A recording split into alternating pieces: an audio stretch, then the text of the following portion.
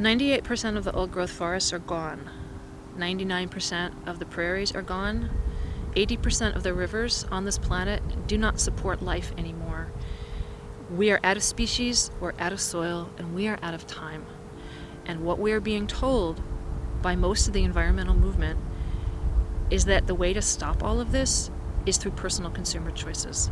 By simply purchasing our product, the consumer can make a small, easy step to a greener Earth. So by taking that one roll and buying that one roll, you can help save millions of trees.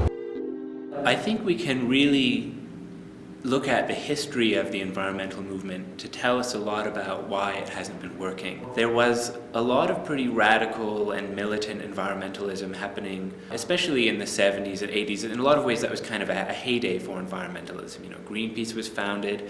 It started to become very mainstream in some quarters to be an environmentalist. And then there was also a shift around that time when corporations realized that they could sell a lot of things by calling them green.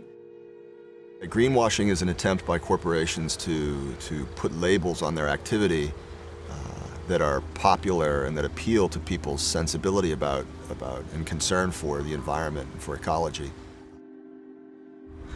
For the vast majority of people within society today, that there's a total sense of denial and disconnect between what they think is good and right and then their actions as a society or as a civilization, especially as it relates to the natural world. I have a real problem with a lot of the, quote, solutions, end quote, that are put forward by people because they confuse what is real with what is not real. What they do is they take the industrial economy as a given. How can we save the industrial economy? And oh, it would be nice if we still have a planet. It doesn't matter if I buy, hemp soap if there's a runaway greenhouse effect and the planet becomes uninhabitable. The modern mainstream environmental movement of the big environmental organizations, Greenpeace and Sierra Club and the others, is rooted in that very same cultural lie that nature is resources.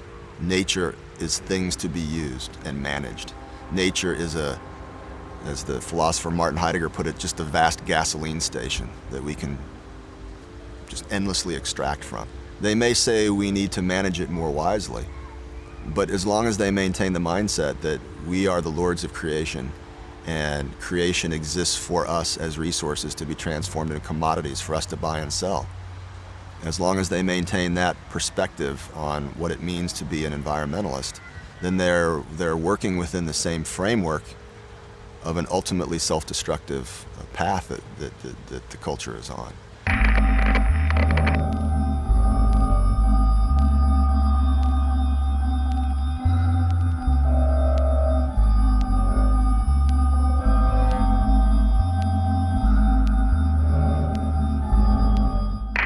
The marketplace is also going to be very important. Many customers have been pushing for change in the boreal forest. The Forest Products Association and its 21 member companies are responding to the demand for greener products. And that marketplace is going to pay close attention.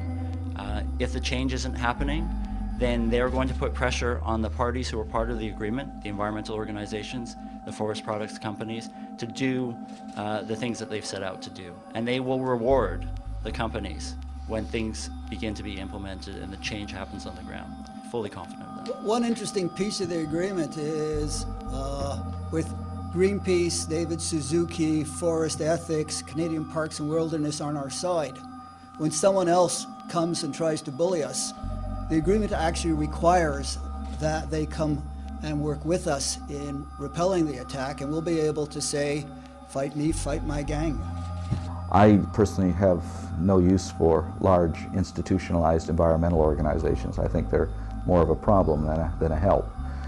They're just eco-bureaucracies. And I won't name any because I don't like to badmouth organizations except for one, which I feel that I can, and that's Greenpeace. And the reason I can criticize Greenpeace is I am a co-creator of Greenpeace, and therefore I feel like Dr. Frankenstein sometimes, and I feel that since I helped create the thing, I can certainly criticize it.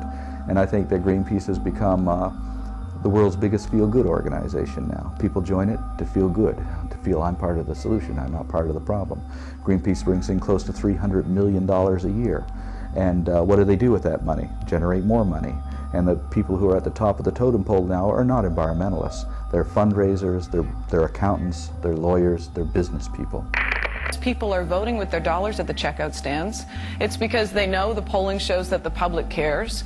And, you know, ultimately they're going to care about their profit margin and whether they can sell products. What's happened in British Columbia with the environmental movement, you know, it's been stalemated, you know. The big leaders, they're compromised. You know, they went in bed and it snuffed out that movement.